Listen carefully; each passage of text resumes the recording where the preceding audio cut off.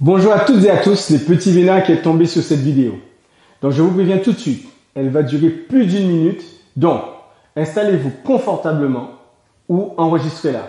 Parce qu'on va parler de danse, en particulier de salsa. Et là, quand je parle de salsa, il faut qu'on prenne le temps. Alors de quoi s'agit-il?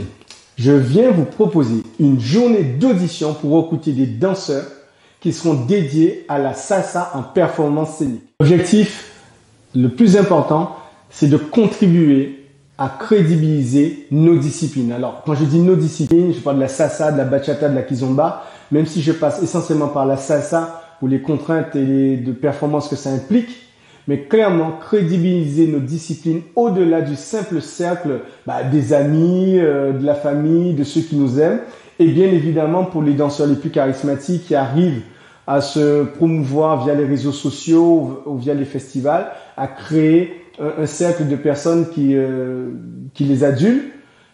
Il faut qu'on réussisse à faire sortir nos disciplines et la salsa en particulier. J'espère qu'à ce stade, les questions fusent.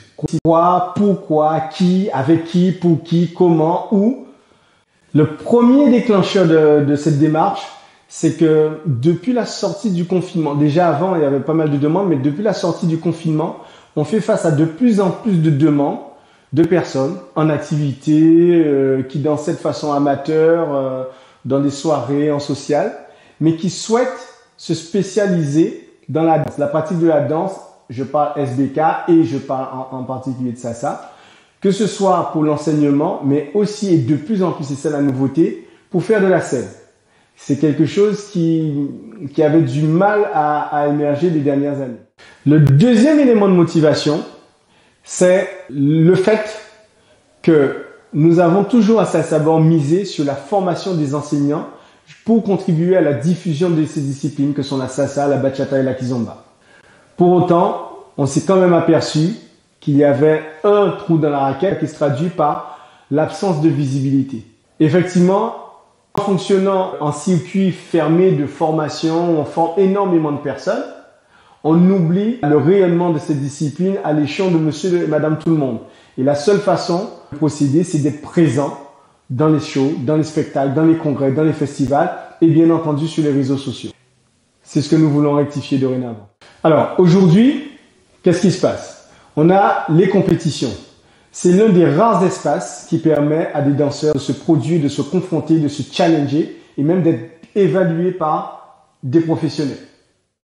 Deuxième élément, souvent ces compétiteurs, parce que ce sont des compétiteurs qui aimeraient peut-être faire de la scène, n'ont pas forcément tous les moyens financiers de se former ou de se faire former ou de se faire accompagner pour pouvoir augmenter leur niveau rapidement. Et le troisième élément, il faut aussi reconnaître qu'en France, il y a très peu de structures qui permettent à des danseurs de se former à la scène, bien évidemment, mais quel que soit le contexte, de se former à la danse. Je parle bien sûr de SBK, salsa, bachata, kizomba. Ceci étant posé, j'en viens au point. Enfin, pour le rayonnement d'une discipline, il faut qu'il y ait un maximum de pratiquants danseurs dans tous les compartiments d'expression de cette discipline. Donc, dans les cours, il faut qu'il y ait des enseignants qui aient une pédagogie la plus qualitative possible. Dans les soirées dansantes, pour qu'il y ait un maximum de danse sociale, d'improvisation et tutti quanti. Dans les compétitions, parce que effectivement c'est un espace de challenge et de performance. Et sur scène, avec des danseurs professionnels, aguerris au maximum, rompus à la scène et qui peuvent contribuer à véhiculer cette discipline. Quel que soit le lieu d'expression de la discipline, il faut une bonne formation. La formation n'est que le lieu de transfert de compétences, mais de façon accélérée. Et on en revient vraiment finalement à ce que tout le monde recherche, gagner du temps.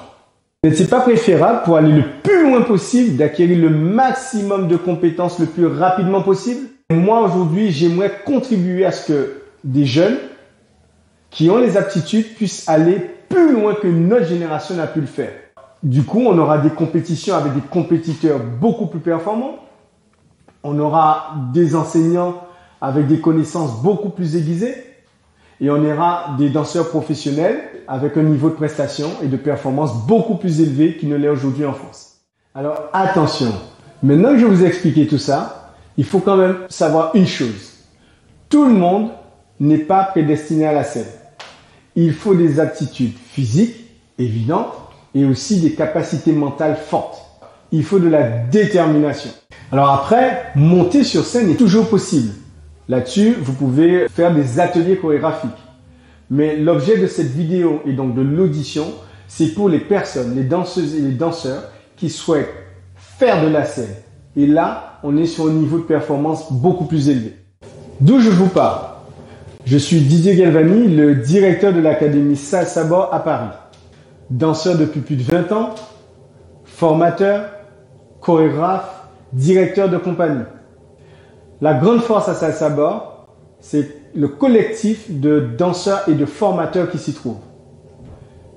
Expérimentés, et c'est grâce à eux que vous trouverez les solutions pour dépasser vos limites et atteindre le niveau le plus élevé possible.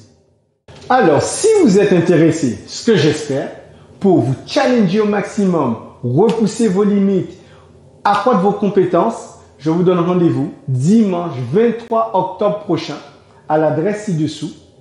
Vous pouvez vous inscrire dès maintenant. Sachez toutefois qu'il n'y aura que 10 personnes de retenue, au moins pour cette session. Et j'ai hâte de vous retrouver parce que sincèrement, j'ai hâte de retrouver la future élite de demain.